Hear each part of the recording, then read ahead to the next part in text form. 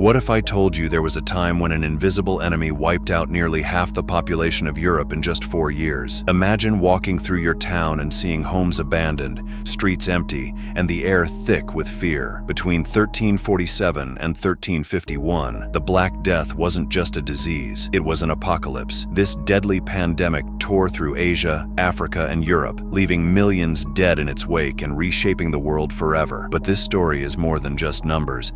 It's a tale of survival, chaos, and transformation, where humanity was pushed to its breaking point. Today we're diving into one of history's darkest chapters. How did this mysterious plague begin? Why did it spread so quickly? And how did it change the course of history in ways we still feel today? Let's uncover the haunting legacy of the Black Death. The origins of the Black Death can be traced back to the steppes of Central Asia, where it is believed the plague bacterium Yersinia pestis first began to spread. This deadly pathogen thrived in fleas, which in turn lived on rats, a seemingly ordinary partnership that would unleash extraordinary devastation. For centuries, these rodents roamed the trade hubs of Asia, often unnoticed, carrying the seeds of one of humanity's greatest tragedies. During the 14th century, the world was more connected than ever before thanks to the Silk Road. This sprawling network of trade routes wasn't just a highway for silk and spices, it was a lifeline for ideas, goods, and disease. Merchant caravans, laden with treasures, unknowingly transported infected rats from one town to the next. Alongside goods came a silent hitchhiker, death. By the 1340s, the plague began making its deadly march westward. It reached the Black Sea ports, where Genoese merchants were busy trading. From there, it was only a matter of time before the disease boarded ships destined for Europe. In 1347, the first signs of the plague appeared in Mediterranean ports like Messina and Marseille. Imagine the shock of townspeople as ships arrived with crews feverish, dying or already dead. These vessels became floating coffins, spreading the disease wherever they docked. With each new port, the plague's grip tightened. Infected fleas, leaping from dying rats,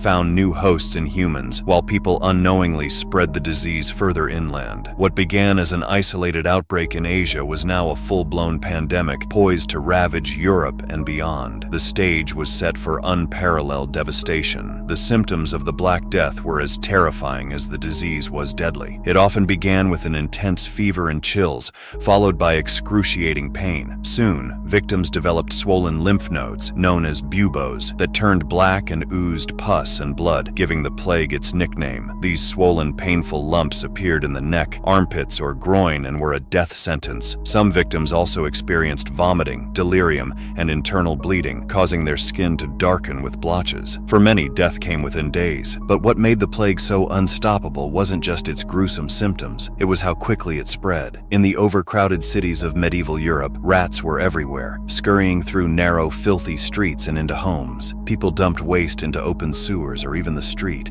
creating a perfect breeding ground for disease-carrying fleas. With no understanding of germs or how diseases spread, doctors relied on superstitions, like bloodletting or burning incense, treatments that did nothing to stop the plague's march. The disease raced through cities like wildfire. In Genoa and Venice, two bustling hubs of Mediterranean trade, the population was decimated within weeks of the plague's arrival. Paris, with its teeming streets and crammed buildings, became a death trap, losing tens of thousands in a matter of months. London, too, saw bodies pile up in the streets and was forced to dig mass graves to keep up with the sheer number of dead. Imagine the fear of walking through your city and seeing friends, neighbors, or even family members collapse in front of you, knowing there was nothing you could do to save them or yourself. Panic gripped communities as the plague spread. Some people fled the cities, abandoning everything they owned in hopes of escaping the disease, while others barricaded themselves indoors, cutting off all contact with the outside world. Families were torn apart as people, terrified of contagion, left even their loved ones to die alone. Society seemed to unravel as fear overtook reason. The once bustling marketplaces and streets of Europe grew eerily silent, haunted by the ever-present specter of death. As the Black Death tightened its grip on Europe, society descended into chaos. People reacted in desperation, fear, and often selfishness. Entire families were torn apart as individuals abandoned their loved ones to save themselves. Stories tell of parents leaving sick children to die, or of friends turning their backs on one another. Those who could afford it fled the cities for the countryside, hoping hoping that distance might save them. But even rural areas were not spared, and many who escaped carried the plague with them, spreading it further. For others, fear of divine punishment led to extreme acts of religious devotion. The flagellants emerged during this time, bands of men who traveled from town to town whipping themselves in public processions. They believed that self-inflicted pain would appease God's wrath and end the plague. Their chants and bloodied backs created a grim spectacle, but their efforts did nothing to stop the disease. In fact, these gatherings likely made things worse by spreading the plague among the crowds that came to watch. At the opposite extreme were those who embraced hedonism, deciding that if death was inevitable, they would go out celebrating. People threw wild parties, indulging in food,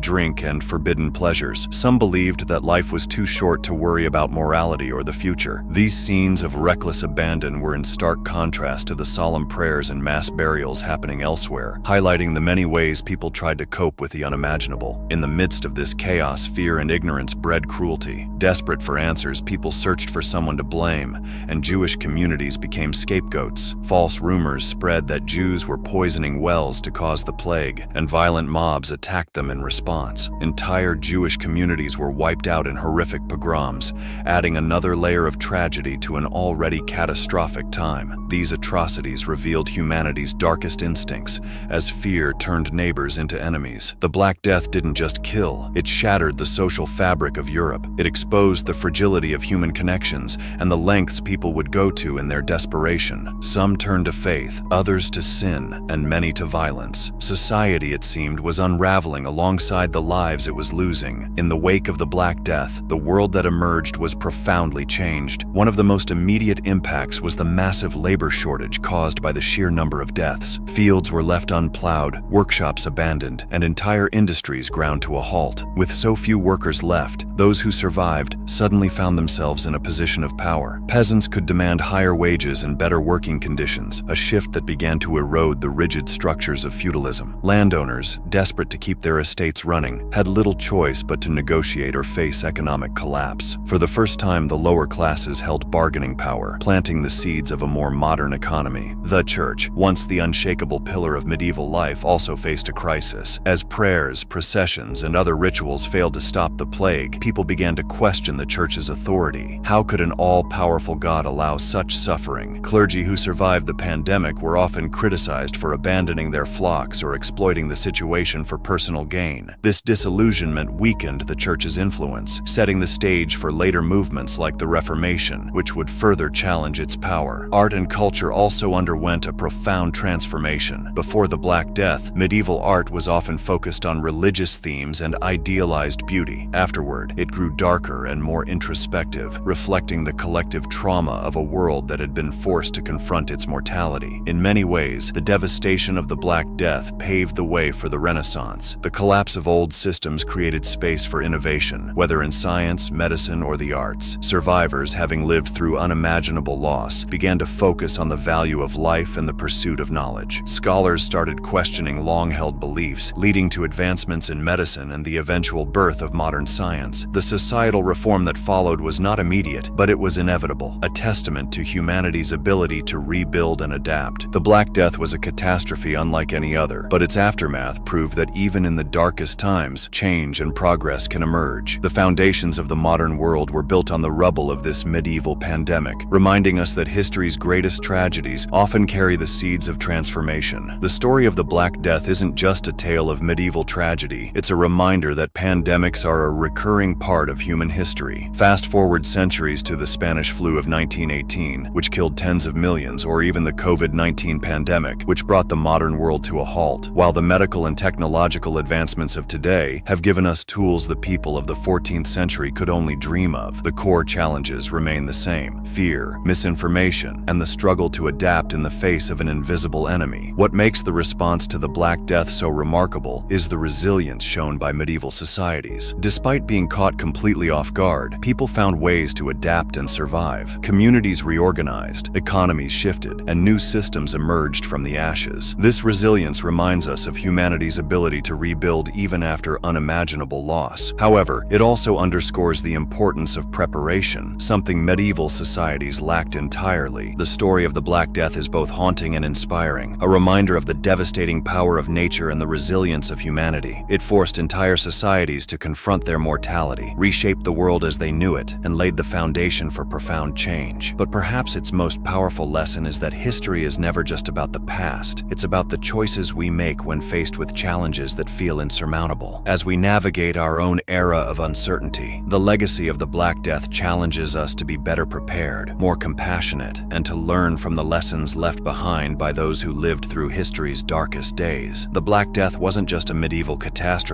it was a turning point, and the decisions we make today could define our own turning points for generations to come. With that said, thanks for watching, and if you enjoyed this deep dive into history, don't forget to like, subscribe, and share. See you next time.